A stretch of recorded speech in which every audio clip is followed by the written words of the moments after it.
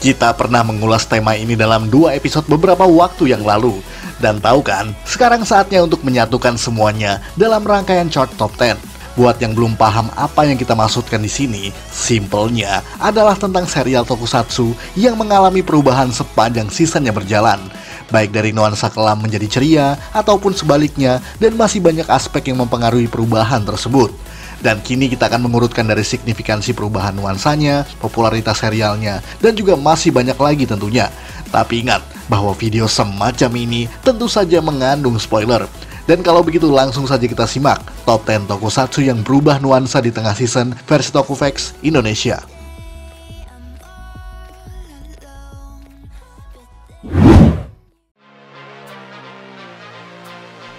Chojinki Metalder, serial Metal Hero ini termasuk cukup fenomenal pada masanya, terutama di tanah air Indonesia yang sempat mengudara di salah satu stasiun TV nasional pada era 90-an dulu. Metalder menyuguhkan trups yang belum umum pada franchise-nya, terutama karena menghadirkan nuansa cerita yang serius, kelam, dan sangat berbeda dengan season lain sebelumnya. Maka dari itu, banyak penonton anak-anak yang mulai kehilangan minat karena kesulitan untuk mengerti plot ceritanya yang sangat dewasa. Ditambah lagi pada saat yang sama, Metalder harus bersaing rating dengan franchise sebelah lewat Kamen Rider Black yang memang lebih populer. Alhasil, Metalder terpaksa mengubah drastis nuansanya menjadi jauh lebih ringan.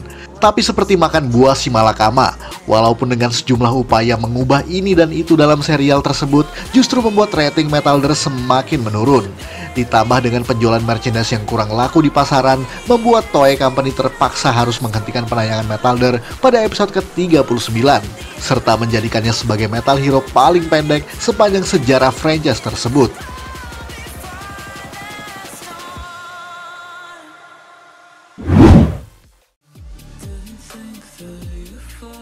Ninja Sentai Kaku Ranger. Pada mulanya, Ninja Sentai Kaku Ranger adalah serial yang dianggap sangat light-hearted atau sangat ceria karena banyak sekali komedi dalam penyajian ceritanya, serta chemistry para tokoh dan juga aktor yang saling mengisi satu sama lain. Tapi mulai episode ke-14 dan 15, tiba-tiba nuansa serial ini berubah menjadi sedikit lebih serius dan juga sedikit lebih kelam. Walaupun masih ada beberapa episode yang masih cukup lucu untuk sekedar filler semata. Mendekati episode 20 hingga 30-an, nuansanya menjadi semakin dark dan juga penuh dengan plot twist, membuat penonton merasa lebih tegang walaupun sedikit kehilangan komedi yang sebelumnya ada. Namun setelahnya, entah kenapa nuansa humornya kembali lagi seperti semula, paling tidak sampai awal episode ke-40-an. Sampai pada episode-episode penutup, akhirnya season ini kembali menjadi dark dan serius. Perubahan semacam ini bukan karena ada masalah di belakang layar atau apapun, melainkan karena memang direncanakan sejak awal, sehingga penonton merasakan roller coaster nuansa serial Kaku Ranger yang selalu berubah-ubah sepanjang serialnya berjalan. Namun bagaimanapun juga, Kaku Ranger tetaplah salah satu season Sentai paling berpengaruh dan juga sangat menarik untuk ditonton berulang kali.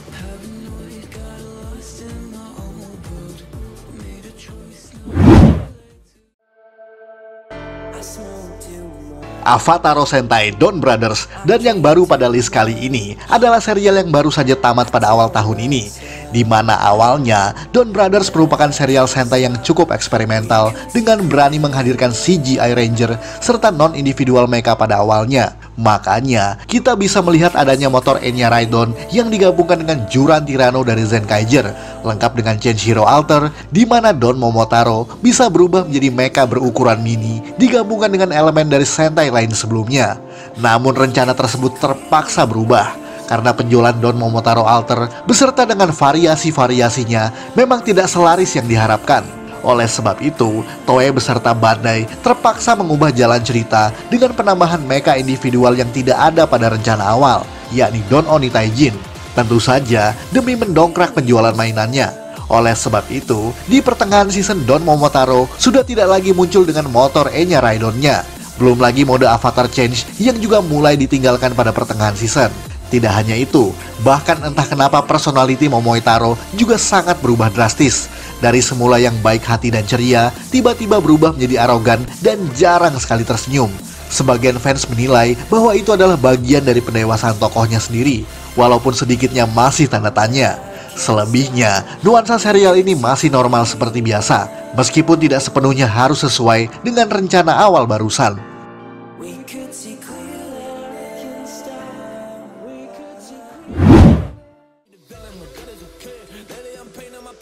Tokusho Robo Jan Person ada perbedaan dengan serial tokusatsu lainnya, sebab Jan Person bukanlah henshin hero dari mode manusia ke mode pahlawannya, melainkan memang sebuah robot polisi tanpa wujud manusia sama sekali. Bahkan sentral ceritanya bukan pada tokoh Jan Person sendiri, melainkan pada tokoh-tokoh lain seperti wartawan dan juga kepolisian. Sementara Jan Person lebih seperti tokoh misterius yang baru muncul di adegan klimaksnya. Tapi keunikan serial ini justru jadi bumerang buat mereka sendiri, sebab publik nampaknya belum siap dengan konsep seperti ini. Apalagi nuansanya sangat dark, dewasa, dan juga atmosfer yang sangat serius, membuat sedikitnya kehilangan penonton anak-anak yang harusnya bisa menjadi segmentasi pasar utama. Oleh sebab itu, Toei melakukan rombak besar-besaran dalam serial ini, seperti mengganti sutradara dan juga penulis utamanya, serta mengganti nuansanya menjadi jauh lebih ringan. Terutama pada episode belasan, dimunculkanlah karakter yang bernama Kaoru Saegusa yang merupakan ilmuwan wanita pencipta dari Jan Person. Menjadikan karakter utama tersebut sontak mulai menjadi sentral, namun juga menghilangkan beberapa karakter yang semula ada, seperti tokoh duo polisi Kojiro Komori dan juga Shiro Takaido, serta tokoh reporter bernama Aki Wakabayashi. Semua dilakukan untuk menyelamatkan rating penonton yang naik turun gak jelas sepanjang serialnya berjalan.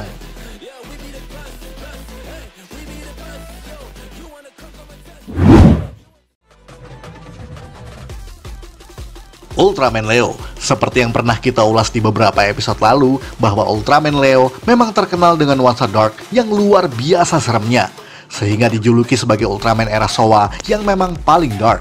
Bagaimana tidak, sejak awal kita disuguhkan dengan berbagai episode yang sangat kelam, bahkan jauh lebih kelam daripada serial Ultraman Taro sebelumnya yang justru lebih ringan dan kekanak-kanakan. Tapi tenang, sepanjang serial ini banyak juga saga atau rangkaian episode yang lebih ringan dan berorientasi pada cerita anak-anak, terutama pada episode ke-20-an dengan sejumlah kisah folklore atau dongeng ala tradisional Jepang, sehingga nuansanya kini lebih komedik dan seimbang dengan selera penonton yang lebih muda.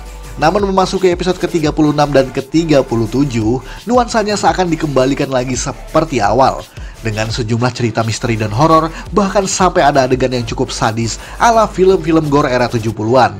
Akan tetapi, masih tetap diorientasikan pada sudut pandang anak-anak sebagai tokoh sampingan yang mempengaruhi jalan cerita Leo, membuat serial ini menjadi Ultraman dengan penulisan cerita yang variatif dan juga sangat kompleks dibandingkan dengan serial lain baik sebelum atau setelahnya.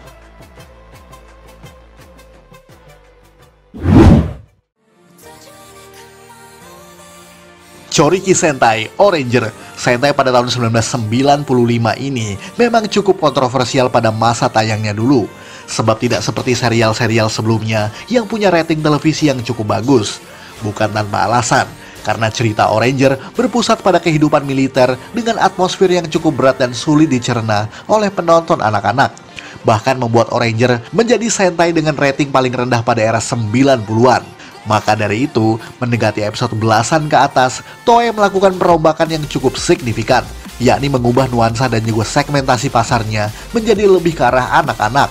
Oleh sebab itu, mulai banyak kasus-kasus yang dipusatkan pada kehidupan anak-anak sebagai bintang tamu di berbagai episode, walaupun agak kurang sinkron dengan tema militer dan superpowernya. Belum lagi kasus di belakang layar, di mana pemeran Momo Maruo atau Oping yang bernama Tamao Sato mulai berlagak seperti princess dengan meminta screen time yang lebih banyak, sehingga ceritanya seakan lebih fokus pada tokoh Momo.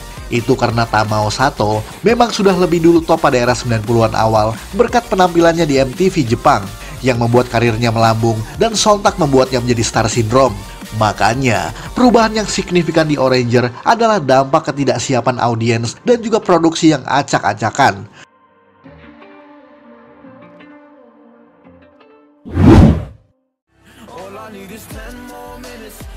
Silver Kamen, serial tokusatsu produksi Senkosa ini juga tidak kalah unik pada zamannya. Tidak hanya dari konsep, tapi juga dari segi produksinya, di mana pada tahun 1971, Silver Kamen adalah serial pahlawan dengan ukuran normal, ala Kamen Rider dan juga tokusatsu sejenisnya. Hanya saja bentuk kostumnya yang menyerupai Ultraman dengan gaya kesatria Eropa abad pertengahan. Nuansa serialnya juga cukup dark, dengan segudang hal-hal berat dan juga mengarah pada kisah-kisah horor.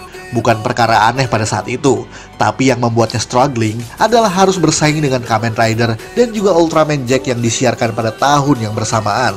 Mau tidak mau, Silver Kamen terpaksa harus melakukan perombakan demi menggait penonton dari franchise sebelah tadi. Yakni dimulai pada episode ke-11, Silver Kamen mengubah konsepnya menjadi Kyodai Hero atau pahlawan raksasa ala Ultraman, serta mengganti judulnya menjadi Silver Kamen Giant. Semua dilakukan demi mampu bersaing dengan Ultraman. Namun karena rating yang terus-terusan menurun, membuatnya terpaksa harus dihentikan penayangan pada episode ke-26. Sehingga upaya yang selama ini Senkosa lakukan adalah hal yang sia-sia semata.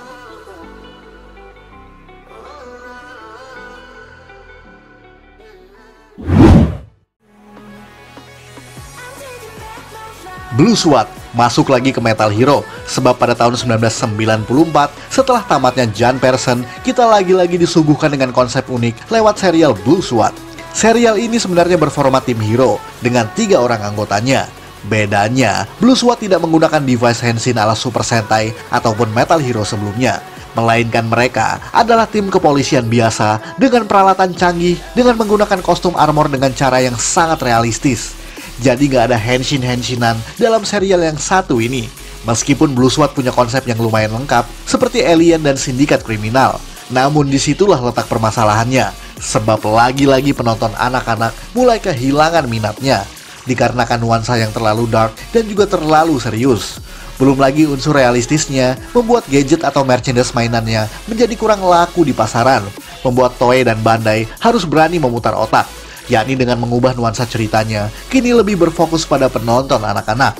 Oleh sebab itu, di pertengahan season kita mulai kedatangan banyak tokoh anak-anak dengan segudang problematika ala tokusatsu mainstream yang fokus pada demografi tersebut. Belum lagi kedatangan tokoh alien misterius yang bernama Gold Platinum, yang sontak membuat Blue SWAT seperti serial yang berbeda dengan awalnya tadi.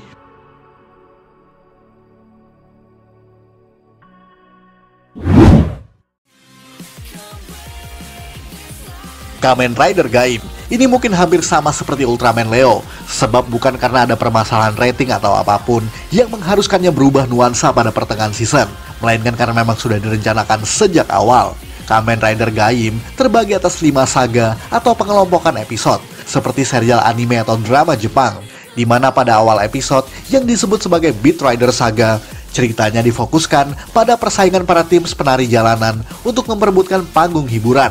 Di sini pertarungan antara Kamen Rider dari berbagai tim berbeda saling beradu kekuatan. Namun masuk ke episode belasan, disinilah mulai adanya perubahan, yakni dengan Yggdrasil Saga, di mana Yggdrasil merupakan perusahaan besar yang memproduksi Sengoku Driver sebagai uji coba kejam rahasia mereka. Dan di sini, misteri tentang perusahaan tersebut mulai terungkap. Seiring dengan berkurangnya nuansa dance di awal tadi, masuk lagi ke saga berikutnya, yakni Helheim Saga, di mana ceritanya mulai berfokus pada misteri hutan Helheim yang sejak semula menjadi riset bagi Yggdrasil. Dan pada saga ini, Beat Rider sudah tidak melakukan aksi dance-nya lagi. Apalagi pada Overlord Saga, di mana makin kesini kok makin dark dan terasa bukan seperti Kamen Rider Gaim yang kita kenal di awal. Dan semakin mendekati ke akhir episode, yakni Forbidden Fruit Saga, di mana menjadi persaingan terakhir untuk memperebutkan buah terlarang demi menjadi raja dunia yang baru. Aneh nggak sih, cerita dance jalanan kemudian berakhir menjadi kisah Adam dan Hawa. Tapi itulah kekuatan dan keunikan dari Kamen Rider Gaim secara penulisan. Dan sebelum berlanjut ke urutan pertama, mari kita simak sisanya dalam Honorable Mentions.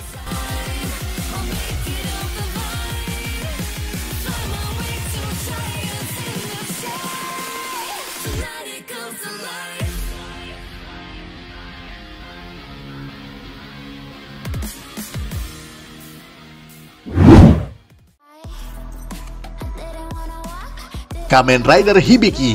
Dan jika bicara soal perubahan, tidak lengkap rasanya jika Kamen Rider Hibiki tidak masuk dalam list kali ini. Apalagi kalau bukan urutan pertama. Bagaimana tidak, Kamen Rider yang sangat kontroversial ini memiliki segudang perubahan di sana-sini karena banyaknya protes dari para orang tua serta turunnya rating, sehingga penjualan mainannya juga makin tergerus. Hal itu membuat Toei harus mengganti sejumlah kru seperti penulis, sutradara, dan juga produsernya. Dalam rangka mempertahankan serial ini tetap ada pada jajaran penayangan, Apa saja yang berubah dalam kasus ini? Yang pertama, narasi Asumu sang tokoh utama mulai dihilangkan semenjak episode ke-30. Bahkan pada episode ke-34, opening song atau theme songnya mulai diganti dengan lagu yang baru. Tidak hanya itu, bahkan kemampuan para Oni untuk menembakkan api dari mulutnya sudah tidak diperlihatkan lagi. Sebab protes dari para orang tua tadi karena anak-anak mereka ketakutan dan dianggap terlalu sadis. Kemudian tokoh Eiki dan Soki yang semula hampir dijadikan tokoh tetap kemudian dibatalkan begitu saja, disinyalir akibat budget yang mulai diperkecil. Alhasil, pertarungan antar rider melawan Makamo raksasa juga mulai dihilangkan, sebab demi penghematan budget dan menggantinya dengan pertarungan rider biasa.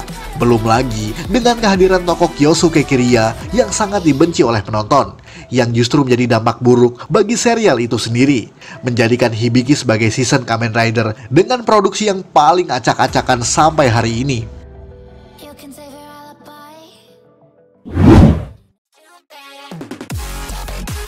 Sekian ulasan dari Tokuvex Indonesia. Buat Anda yang suka dengan video ini, silakan like dan share ke media sosial Anda. Jangan lupa tinggalkan komentar. Akhir kata, salam Tokuvex Indonesia.